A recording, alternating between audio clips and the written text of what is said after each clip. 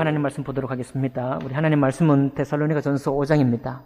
신약 성경 332쪽입니다.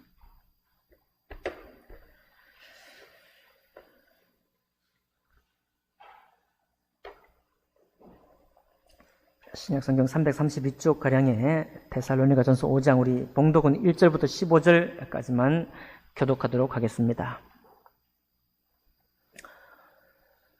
네, 다 찾으셨으면 제가 먼저 읽습니다. 형제들아, 때와 시기에 관하여는 너희에게 쓸 것이 없음은 주의 날이 밤에 똑같이 이를 너희 자신이 나타나야 하기 때문이라. 그들이 평안하다 안전하다 할 그때에 임신한 여자에게 해산의 고통이 이름과 같이 멸망이 갑자기 그들에게 이르리니 결코 피하지 못하리라. 형제들아, 너희는 어둠에 있지 아니하매 그날이 똑같이 너희에게 임하지 못하리니. 너희는 다 빛의 아들이요 낮의 아들이라. 우리가 밤이나 어둠에 속하지 아니하나니. 그러므로 우리는 다른 이들과 같이 하지 말고 오직 깨어 정신을 차릴지라. 자는 자들은 밤에 자고 취하는 자들은 밤에 취하되 우리는 낮에 속하였으니 정신을 차리고 믿음과 사랑의 보신경을 붙이고 구원의 공방에 뿔을 끄자. 하나님이 우리를 세우심은 노하심에 이르게 하심이 아니요 오직 우리 주 예수 그리스도로 말미암아 구원을 받게 하심이라. 예수께서 우리를 위하여 죽으사 우리로 하여금 깨어있는지 않는지 자기와 함께 살게 하려 하셨느니라. 다 함께 있습니다. 그러므로 피차 권면하고 서로 덕을 세우기를 너희가 하는 것 같이 하라. 아멘. 말씀과 예배를 위해 기도하겠습니다. 살아계신 하나님 아버지, 순전하고 또 완전하시고 또 지혜로우신 주님의 이 생명의 말씀이 오늘 우리에게 있사오니 이 말씀 가운데 성령 하나님 역사하셔서 저희 아둔한 눈을 밝혀주시고 깨닫지 못하는 심령을 깨닫게 해주셔서 우리 주님과 같이 동행하는 일에 아무런 장애가 없도록 저희를 인도해 주옵소서. 예배 시종을 주님께 의탁하며 감사드릴 때 귀하신 우리 주 예수 그리스도 이름으로 기도하옵나이다. 아멘. 네, 오늘 데살로니가전서 5장에 있는 말씀을 본문으로 해서 대낮같이 환한 성도의 삶이라는 제목으로 하나님 말씀 나누겠습니다. 여러분 요즘 유행하는 말이 하나 있는데 그것은 세계관이라는 말입니다. 세계관. 이 세계관이란 말은 굉장히 사실 복잡하고 철학적인 개념이고 별로 일상생활에 그다지 가까이 주변에 없는 그런 말이었어요. 이 어려운 말로 읽어보면 세계관이 뭐냐? 지적 측면뿐만 아니라 실천적, 정서적 측면까지를 포함한 포괄적 세계 파악을 목적으로 한다. 뭔 말 하는 거예요, 지금? 이런 세계관이 아니라 지금 이제 방탄소년단 같은 그 그룹들이 우리에게 제시해주는 실제적인 세계관을 말하는 겁니다. 어떤 게임이라는 그 게임을 만드는 회사는 단지 게임을 좋아하는 학생들이나 젊은 청년들에게 시간을 빼앗아가고 돈을 빼앗아가기 위해서 그냥 막연히 재밌게만 만드는 게임은요 오래 못 갑니다. 그 게임 안에 세계관이라는 것이 있어야 됩니다. 여기 정말 흠모할 만하고 내가 쫓아갈 만하고 그리고 충분히 넓고 깊은 정말 매력이 있는 그런 내가 정말 저렇게 따라 살고 싶은 그런 하나의 그 그림이 제시가 되는 거예요. 그걸 바로 오늘 젊은 사람들이 다 세계관이라 그렇게 말하는 것입니다. 그래서 너 자신을 사랑하라 이런 메시지가 초기에 BTS 방탄소년단의 가사에 많이 있었고요. 지금 계속 많이 바뀌어간다는데 저는 잘 모릅니다. 어찌됐든지 젊은 사람들이 이 어떤 대중문화든지 어떤 예술 세계든지 간에 상관없이 내가 정말 저렇게 살고 싶다. 저런 가치관이야말로 내가 내 거야. 내가 내 것이 되었으면 좋겠다. 라고 하는 것들을 실제적인 것들을 보여주고 제시해 주는 거예요. 그래서 많은 사람들이 따라가고 이제 젊은 사람들만 따라가는 게 아니라 학자들도 들러붙고요. 그 세계관을 연구하기 위해서 도대체 그 아줌마들도 젊은 청년들이 좋아하는 그 연예인들을 따라가는 거예요. 노래를 부르고 열렬한 팬이 되고 그렇게 하는 것입니다. 그래서 오늘날 교회와 세상의 싸움이 뭐냐? 물론 전통적으로 이것을 말할 수 있습니다. 구원받고 정말 하나님의 은혜를 경험하는 사람은 세상을 이길 수 있다. 그것도 사실 맞는 이야기예요. 이거를 오늘날 이 말들로 바꾸어내면 어떻게 되는가 하면 교회가 제시하고 있는 세계관하고 세상이 우리에게 제시해 줄 수 있는 세계관, 이 두 세계관의 충돌이에요. 이 세계관의 충돌 가운데에서 어떤 세계관이 정말로 사람들의 마음을 가슴을 뛰게 만들고 내가 정말 저렇게 살고 싶다라고 하는 것을 제시해 줄 수 있느냐. 그런 문화적인 충돌, 세계관의 충돌이 지금 아주 강하게 일어나고 있는 것입니다. 그래서 이제는 강단에서 말씀을 선포하고 막 진리를 선포한다고 하지만은 우리 교회로서 스스로 내가 살고 있는 삶의 스타일, 삶의 목적, 삶의 소망이 구체적으로 매력적으로 다가가지 않는다고 한다면 많은 사람들에게 교회 생활이라는 것이 별로 매력적으로 다가가지 않는 거예요. 그래서 점점 더 교회 생활은 연세 드신 분들이 하는 걸로, 젊은 사람들은 이거 안 맞는 것처럼 이렇게 생각을 하게 되어가는 거예요. 그래서 우리는 하나님의 말씀과 예수 그리스도에 관한 이 진리의 말씀을 정말로 더 분명하게 선포하고 확신 있게 가져야 하지만 동시에 여러분과 제가 사는 삶의 모습, 인생의 목적, 인생의 스타일, 라이프 스타일이라는 것을 가지고 많은 우리 친구들, 우리가 아는 사람들에게 저 사람처럼 내가 신앙생활, 저 사람 같은 사람이 신앙인이고 그리스도인이라고 한다면 내가 정말 교회 갈 의사가 있다 라고 할 만큼의 그런 삶이 여러분과 저에게서 풍겨져 나와야 한다는 거예요. 바로 그런 것들을 오늘 이 데살로니가 전서 5장 마지막 말씀을 통해서 한번 살펴보기 원합니다.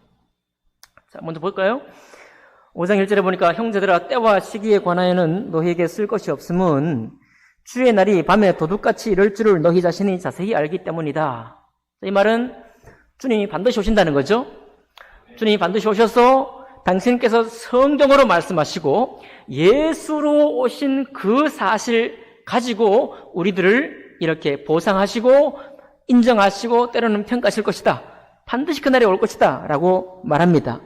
그러면서 많은 사람들은 내가 평안하다, 안전하다 말할 그때에 갑자기 해산의 고통이 찾아오는 것처럼 멸망이 갑자기 올 것이다. 그런데 이것이 분명히 올 것인데 그리스도인들이 사는 이 세계관이 얼마나 축복된 세계관이냐. 4절에 보니까요. 형제들아 너희는 어둠에 있지 아니하매 그날이 도둑같이 너희에게 임하지 못하리니 그랬습니다. 이 참 앞뒤가 좀 안 맞는 것 같죠? 임신한 여인에게 해산의 고통이 갑자기 언젠가 오겠지. 이제 이때쯤 올 거야 하지만 예상하지만 정작 찾아올 때는 갑자기 오는 것이죠. 그런데 우리가 어둠에 있지 아니하니까 그날이 우리에게는 도둑같이 임하지 않을 것이다. 반드시 올 때는 때와 시기를 알지 못하게 오기 때문에 도둑처럼 오는 게 맞는데도 불구하고 우리는 빛의 자녀요 낮에 속해 있기 때문에 도둑같이 임하지 아니한다고 말하고 있는 거예요. 이게 무슨 말입니까? 여러분 준비되지 않은 사람을 말하는 거예요. 준비되지 않는 사람, 그리고 하나님의 의로운 세상 안에 의롭게 살기로 구원받은 자로 살지 않은 사람에게는 주님이 오시는 것도 갑자기 오시지만 그 닥칠 때 정말 도둑같이 내가 어떤 준비나 어떤 방비도 할 수 없이 들이닥치기 때문에 대책이 없는 거예요. 그런데 구원받은 여러분과 저는 예수 안에 거듭난 우리는 거듭나서 주님의 빛된 삶을 살고 있기 때문에 주님이 새벽 2시에 오든 새벽 3시에 오든 언제 오든지 우리는 준비가 되어 있는 거예요. 준비가 되어 있기 때문에 객관적으로는 도둑같이 오시지만 나의 삶을 통해서는 언제 오셔도 대낮에 오는 것처럼 나에게 미리 오실 시간을 말해주고 오는 것처럼 내가 맞이할 수 있다는 말입니다. 할렐루야. 이게 너무 놀라운 사실이에요. 주님, 내가 준비되어 있습니다. 내가 정말 내가 죄인인 줄 몰랐고 그냥 세상이 보여주는 세계관대로 끌려가며 살다가 의도 잊어버리고 사랑에 열심을 내는 것이 뭔지도 모르고 그저 인생의 회환만 나누고 애환만 나누었던 내가 이제 내가 죄인인 줄 깨닫게 되고 나의 영과 혼이 거듭나서 주님의 말씀으로 계속 씻김을 받는 내가 되었으니까 이젠 내가 수고하는 것이 이 세상을 위해서도 수고하지만 하나님의 빛된 자녀의 삶을 살기 위해 항상 씨름을 해왔다 이거예요. 그 씨름함이, 그 싸움이 나에게 있기 때문에 비록 나의 생각 속에는 그늘진 면이 없지 않아 있지만 그럼에도 불구하고 주님의 씻음이 나에게 왔기 때문에 그리고 내가 주님과 함께 하기로 작정되어 있기 때문에 언제 오더라도 주님 내가 맞을 수 있다 이 말입니다. 대낮같이 주님이 오시는 것과 같은 거예요. 나에게 3시, 내가 오후 3시에 너 찾아갈 테니까 너 준비하고 기다려 하고 미리 예고하고 오시는 것 같이 우리가 맞을 수 있다는 거예요. 얼마나 놀랍습니까? 얼마나 놀라워요. 이게 바로 빛의 아들의 삶이고 낮에 속한 사람들의 삶이라는 겁니다. 그런데 우리가 때대로 그렇게 못 살잖아요. 그래서 6절에 말씀이 있는 거예요. 그러므로 우리는 다른 이들과 같이 자지 말고 오직 깨어 정신을 차릴지라. 주무시려고 하다가도 번쩍 떠라는 거예요. 다른 이들과 같이 자지 말고 오직 깨어 정신을 차릴지라. 제가 반복해서 말씀드리잖아요. 아브라함의 조카 롯은 원래는 의인이었지만은 소돔과 고모라 성의 의롭지 못한 악한 행실들을 보고 의로운 심령이 상해서 더 이상 주님과 같이 동행하는 것을 기뻐하지를 못했습니다. 그래서 롯은 의인으로 시작했다가 가까스로 아브라함의 축복 때문에 가까스로 건진받은 인생을 살게 된 거예요. 우리가 오늘날 신앙생활을 하고 있습니다. 많은 안 좋은 소식들이 우리를 둘러 진치고 있어요. 그래서 우리도 까딱 잘못하면 어떻게 됩니까? 정신을 못 차리는 거예요. 주님과 함께 동행하는 삶을 기쁘게 여기질 못합니다. 내가 하나님 말씀으로 도전하는 삶을 살아야지. 내가 어제 순종하지 못한 삶을 오늘 나는 도전하며 살아야지. 그렇게 용심을 갖지를 못해요. 이만하면 됐지 뭐 라고 꺾어버리고 만다는 거예요. 그렇게 하지 말라는 겁니다. 그러므로 우리는 다른 애들과 같이 자지 말고 오직 깨어 정신을 차릴지라요. 자는 자들은 밤에 자고 취하는 자들은 밤에 취하되. 사람들은 다 밤이라고 해요. 지금 밤이다 이거예요. 부어라 마셔라 취합니다. 세상에 진리가 어디 있느냐 이 말이죠.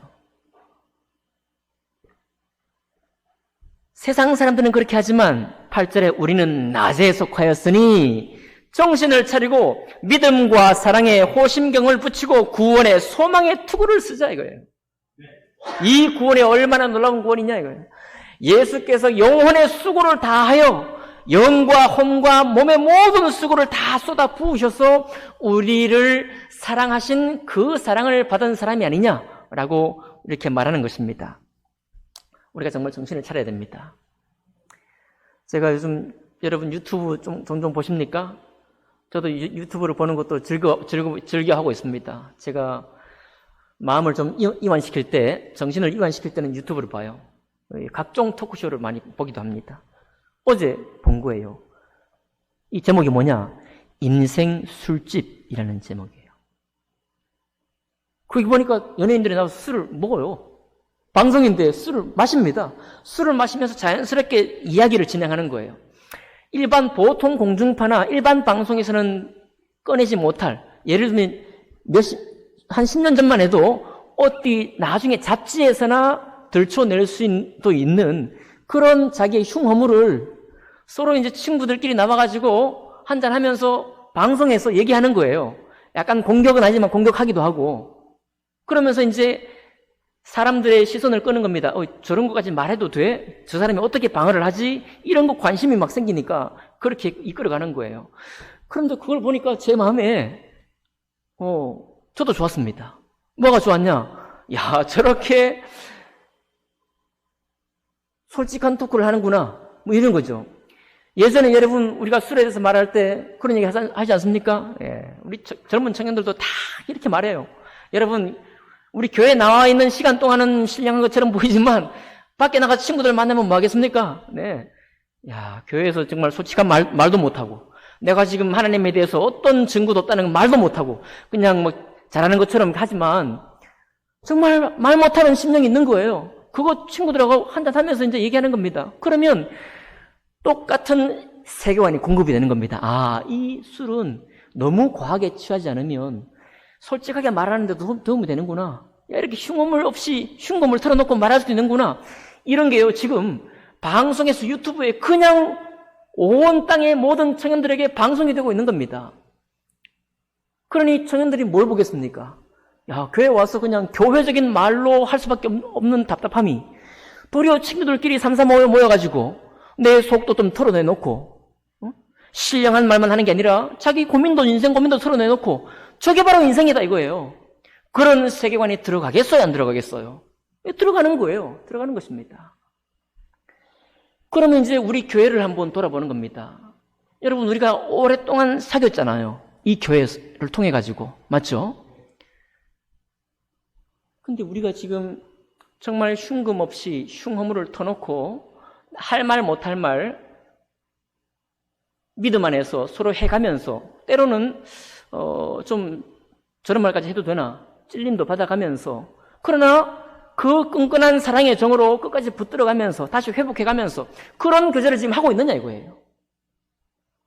젊은 사람들이 볼 때는 우리들이 하는 교제가 겉도는 교제가 많은 거예요.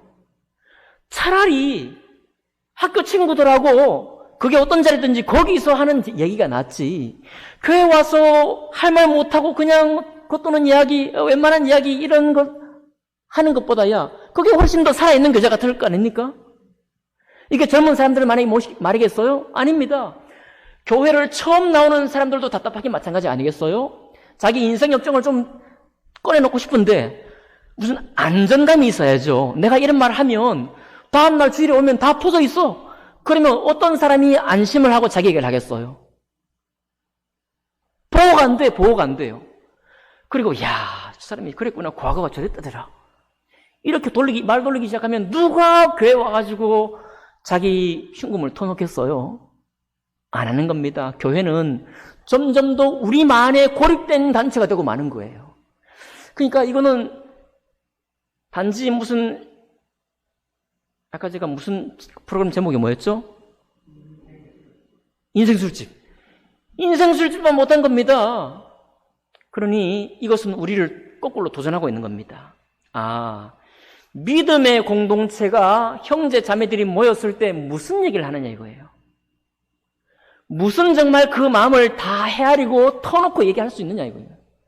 그것이 분명히 드러나 있고 그렇게 흉어물을 서로 껴안으면서도 아파하면서도 끝까지 사랑할 수 있는 힘이 이 공동체에 확실히 서 있지 않다고 한다면 사람들은 교회 안 옵니다.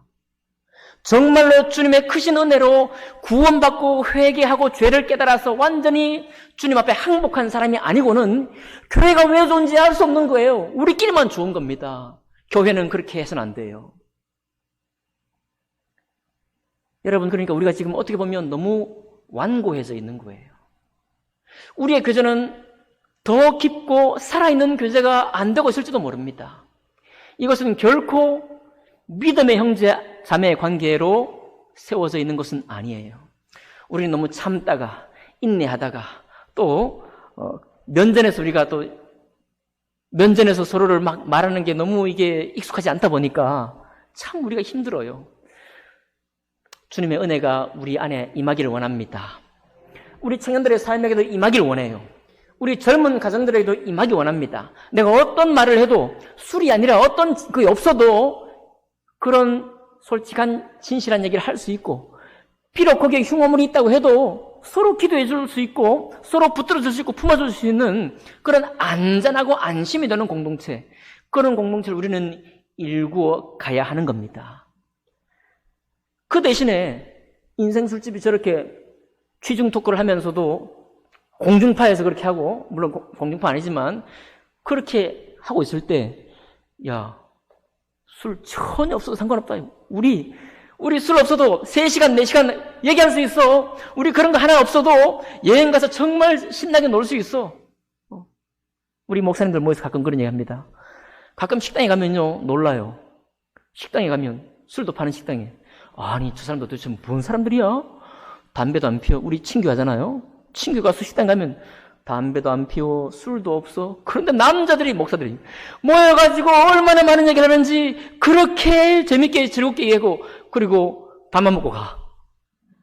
식당에 돈도 안 돼, 별로. 야, 어떻게 저렇게 할 수 있느냐, 이거예요. 그러겠죠? 그런 모임의 아름다운 장면들이 우리 모두의 것이 돼야 하는 거예요. 그럴 때, 야, 이 교회가 정말 살아있는 공동체구나. 내가 정말 있어도 그늘이 되어주는 공동체구나. 이렇게 되는 겁니다. 그래야 자라는 청년들에게 세상의 가치관과 세상이 제공해주는 세계관에 떠밀리지 않는 겁니다. 아셨죠? 우리는 정말 이거 회복해야 돼요. 우리가 그동안 30년 한국전쟁 이후에 교회가 세워왔지만 그저 성공지향적으로, 교회도 마찬가지였죠. 성공지향적이고 그냥 이런 거 부흥지향적으로 하다 보니까 이 살아있는 진실한 토크를 다 잃어버렸어요. 이렇게 되면 교회는 죽습니다.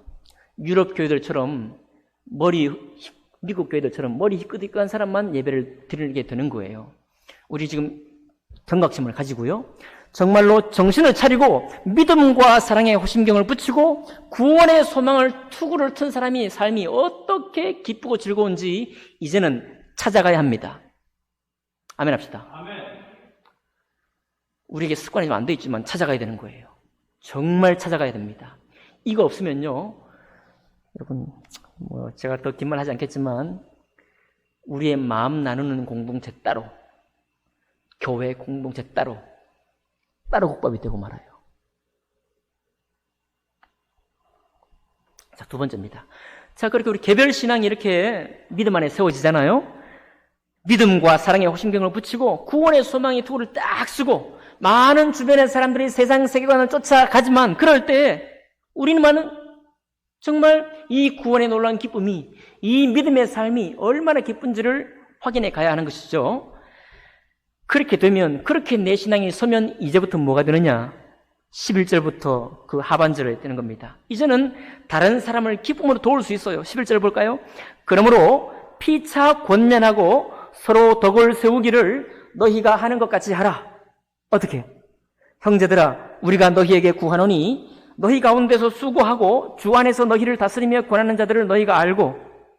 이거 지도자를 존경하는 얘기고요. 14절 가면 14절. 또 형제들아, 너희를 권면하노니 게으른 자들을 권계하고 마음이 약한 자들을 격려하고 힘이 없는 자들을 붙들어주며 모든 사람에게 오래 참으라, 이거예요. 여러분, 저를 보세요.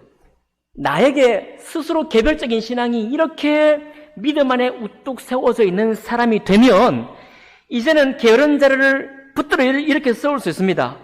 마음이 약한 자를 격려할 수 있어요. 힘이 없는 자들을 붙들어 줄 수 있습니다. 모든 사람에게 오래 참을 수 있어요. 그런데 내가 믿음에 서는 것도 허덕여. 그러면 게으른 자를 권면할 수 없습니다. 나의 부진함이 확인이 안 됐기 때문에. 마음이 약한 자들을 격려 못해요. 내가 약한데, 내가 죽을 판인데 어떤 사람을 격려하겠어요? 힘이 없는 자들을 붙들어준다. 힘이 없는 사람을 못 붙들어줘요. 내가 힘이 없는데 누구를 붙들어줍니까? 내가 허덕이는데요. 그러니까 먼저는 대낮같이 환한 믿음의 삶을 살기 위해서는 내가 정말 주님이 나에게 제시해 주신 이 세계관이, 믿음의 삶이, 이 구원받은 삶이 정말로 내가 가치 있는 삶이구나, 정말 기쁜 삶이구나, 이것이 딱 서 있어야 되는 거예요. 이게 딱 서 있고 난 후에 마음이 약한 자들을 격려하고요, 힘이 없는 사람들을 붙들어주고 모든 사람에게 오래 참을 수 있는 우리의 믿음의 삶의 영역이 넓어져 가는 거예요. 그러면 그 공동체가 제3자가 볼 때, 세상이 볼 때 매력적으로 보이지 않겠습니까?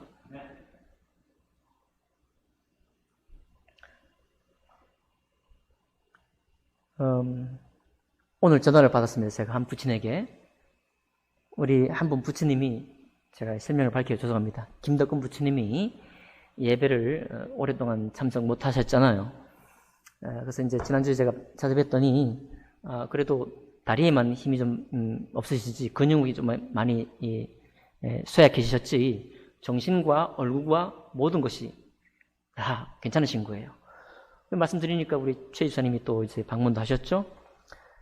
그런데 오늘 한번 부처님이 전화를 딱 했습니다. 김덕근 부친에게 부친이 전화하신 거예요. 제가 전에 좀 말씀드렸죠. 제가 찾아뵀을 때 저에게 할 수 있는 이야기하고 우리 집사님들이 찾아갔을 때 집사님들에게 나눌 수 있는 이야기하고 우리 같은 연배로서의 부친님이나 모친님이 같은 연배의 부친 모친에게 찾아갔을 때 하는 이야기가 다르다는 거 제가 신방 예배할 때 말씀드렸지 않습니까? 우리 부친님이 딱 전화하게 했어요. 그랬더니 김덕근 부친님이 뭐라고 하신지 아십니까? 이번 주 주일날 예배하러 오겠다는 거예요. 제가 너무 기뻤습니다.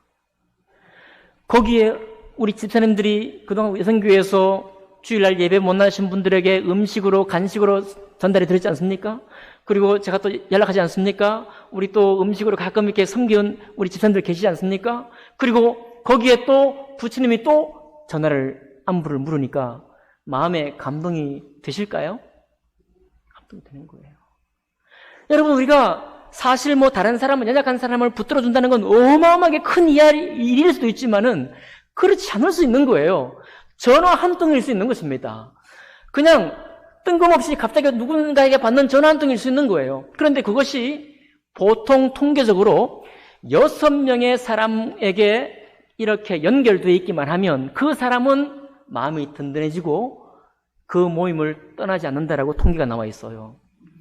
그럼 여러분 생각해 보세요. 우리가 지금 교회에 나오고 있지 않는 남편들, 믿음이 없는 남편들 있죠? 믿음이 없는 자녀들 있죠? 목사님은 뭐 가끔 이렇게 뭐 하고. 그러면 그분이 교회에 올 수 있겠어요? 안 되는 겁니다. 아내만 열심히 공을 들인다고 되겠어요? 안 되는 거예요. 오늘 제가 깨달은 겁니다. 아, 그렇구나. 3겹줄, 4겹줄이 구분하고 연결이 돼야 하는구나. 아멘 합시다. 아멘. 여러분, 저 혼자 정말 불가능해요. 저랑 관계 맺어 놔도 교회 오면 다 낯설어. 누가 나를 알아준다고요? 누가 나를 영접한다는 겁니까? 그러니까 계속 나와 혼자만 만나는 거예요. 목사님과만 만나는 겁니다. 이거 불가능한 거예요. 제가 수고할 때 이 가운데 여러분도 함께 수고하는 겁니다. 그를 아는 지인들도 다른 사람도 또 한 번 수고해 보는 거예요. 그렇게 해서 서너 사람이 그분하고 결합이 된다고 한다면 교회에 오는 발걸음이 훨씬 더 가벼워질 겁니다. 믿음 안에 있는 부친도 낙담이 되었을 때 서너 사람이 함께 연락을 했더니 그 마음을 다시 힘을 내고 용기를 냈다고 한다면 믿음 없는 사람이 교회에 온다는 건 이건 기적이에요. 이건 보통 문제가 아닌 것입니다. 그렇게 우리 자신이 먼저 세워졌다고 한다면 다른 사람들을 돌아보고 힘이 없는 사람들을 붙들어줄 수 있는 그런 마음의 여유까지도 우리가 가지게 될 때 여러분의 자녀들이 우리를 볼 때 내 아버지 자랑스럽다 이거예요. 그렇게 보이겠습니까? 우리 엄마 정말 믿음의 사람이다. 저렇게 우리를 기르느라 힘도 들고 많이 고생했는데도 불구하고 다른 사람을 저렇게 섬기기까지 하다니 정말 믿음을 내가 본받아야지. 그런 마음이 들지 않겠습니까? 들지 않겠어요? 예, 그렇게 되는 겁니다. 자, 그렇게 하게 될 때 우리 마음에 이제는 믿음의 탄력이 붙어서요. 15절에 삼가 누가 누구에게든지 악으로 악을 갚지 말게 하고 서로 대하든지 모든 사람을 대하든지 항상 선을 따르라. 아이고, 전에는 이거 힘들어 보여요. 항상 기뻐하라, 쉬지 말고 기도하라, 범사에 감사하라. 이것이 그리스도 예수 안에서 너희를 향하신 하나님의 뜻이니라.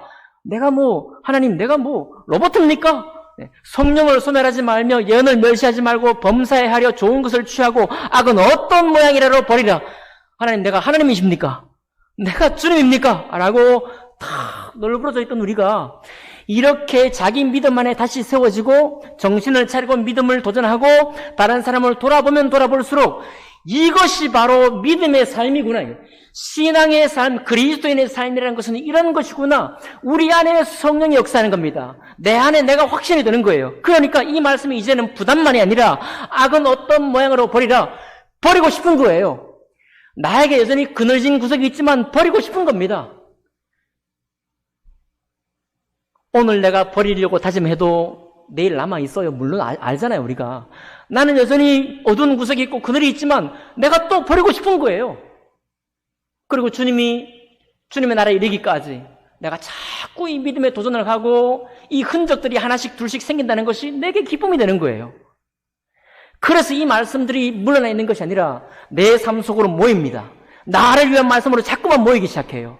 그래서 우리가 이 세계관이, 이 사람의 인생이, 이 그리스도인의 삶이 모든 사람에게 번져나가기 시작하는 겁니다.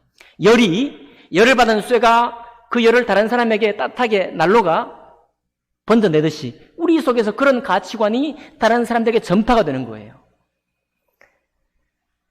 이런 삶이 여러분의 친구들에게, 여러분의 자녀들에게, 여러분의 지인들에게, 저의 지인들에게 같이 점점 더 번져나갈 때 세상이 무엇하고 밤에 취해 있고 그저 교회가 욕을 받고 그리스도인의 생애가 멸시를 받는다고 해도 그런 어두운 가운데에서 우리가 별빛 같은 빛이 되어가는 겁니다. 세상은 그 빛을 지금도 기다리고 있습니다. 자기는 알지 못하지만 자기 영혼은 전혀 눈치채지 못하고 있지만 바로 그런 사람들이 나타나기를 기다리고 있거든요. 지금도. 기다리고 있을까요? 기다리고 있는 겁니다. 그래서 23절 갑니다. 평강의 하나님이 친히 너희를 온전히 거룩하게 하시고 또 너희의 온 영과 혼과 몸이 우리 주 예수 그리스도께서 강림하실 때 흠없게 보존되기를 원하노라 이거예요. 나의 영과 혼과 몸이 내 모든 행실과 내 모든 생각조차도 주님 오실 때에 갑자기 도적같이 오실 때에 흠없게 보존되기를 원한다는 거예요. 당당히 주님 앞에 나가기를 원한다는 겁니다. 그러니까 이렇게 내가 달려가는데 이런 용기를 가지고 담대히 달려가는데 주님이 나에게 오실 때 나에게 흠이 있을지라도 그것을 흠으로 보시겠습니까? 새벽 5시에 내가 깊이 잠들어 있을 때 새벽 2시에 온다고 해서 갑자기 왔다고 해가지고 나에게 흠을 들추겠어요? 아닙니다. 도적같이 오시지만 나에게는 도적이 아닌 거예요. 그분은 나를 살리시는 주님이십니다. 나를 영원한 생명 가운데 인도하시는 주님인 거예요. 그런 주님으로 내가 영접하게 되는 겁니다. 주님도 나를 기쁨으로 맞이하게 되고요. 이런 가치관, 이런 인생관이 우리 그리스도인의 것이에요. 이것을 세상이 줄 수 없었습니다. 여러분, 세상은 그렇게 인생 술집으로 토크를 하지만 가만히 들어보세요. 회환들을 나누며 회환들. 어떤 배우를 보니까요.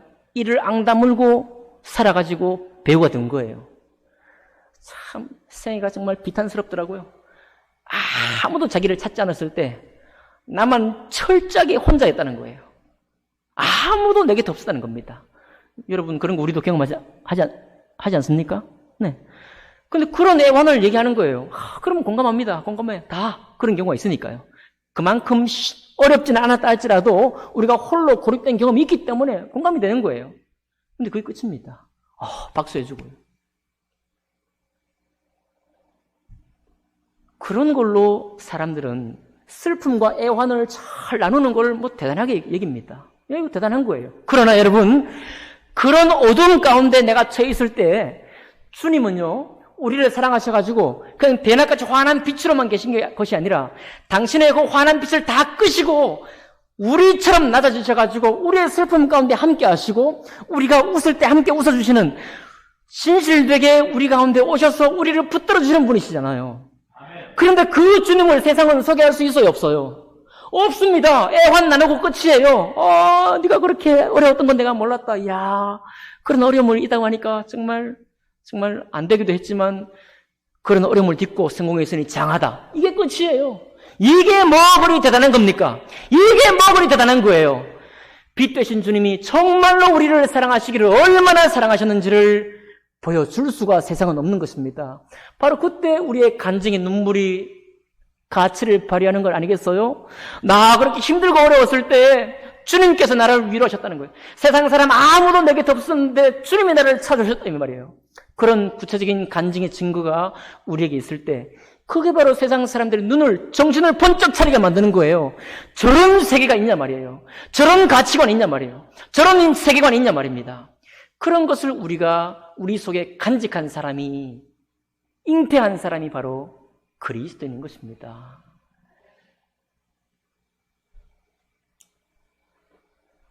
그래서 여러분, 우리의 슬픈 시절들, 그림자가 많이 있다는 것 때문에 너무 눌려있지 마십시오. 주님은 발만 씻으면 된다고 그랬잖아요. 그 많은 마음의 짐을 털어버릴 순간이 또 찾아옵니다. 탁 털어버리면 주 안에서 다시 시작할 수 있는 용기를 주님이 주셔요. 그런 것을 가지고 우리는 많은 슬픔 중에도 기쁨을 회복할 수 있는 그런 길들을 찾게 만드시잖아요. 여러분, 그래서 오늘 대낮같이 환한 성도의 삶입니다. 제가 좀 흥분해서 말씀드렸지만은 믿음 안에 주님이 우리에게 부어주신 이 신앙이라는 것이 얼마나 아름다운 것인지를 확인하시고요. 그리고 많은 애환을 나누는 이런 세상에, 애환이 넘쳐나는 이런 세상에 그것을 진실 토크라는 식으로 끌려가지 말고, 우리 정말 교회 안에 몸된 지체들도 서로 진실하게 대화할 수 있는 방법들을 찾아가고 그렇게 마련해서, 빛된 자녀들의 고백과 간증과 찬양은 얼마나 아름다운가, 이것을 회복해 가기로 작정하기를 원합니다.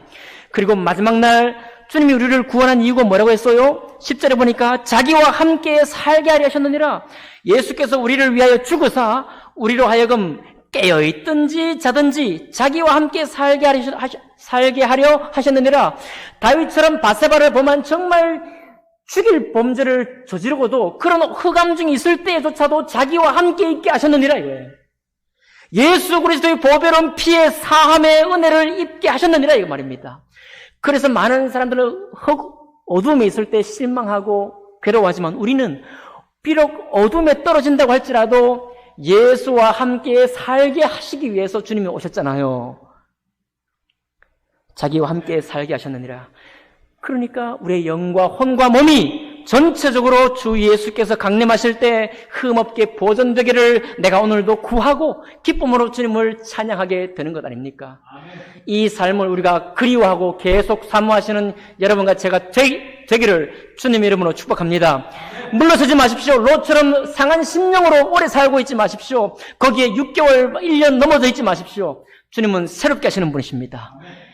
그분의 인생, 그분이 우리에게 제시하는 이 세계관이 너무나 탁월하기 때문에 우리가 그렇게 살기로 작정하시고 경험하시고 우리를 새롭게만 하신다면 주님은 교회를 높이 들어서 이 세상에 밝게 비추는 공동체로 사용하실 것입니다. 기도하겠습니다.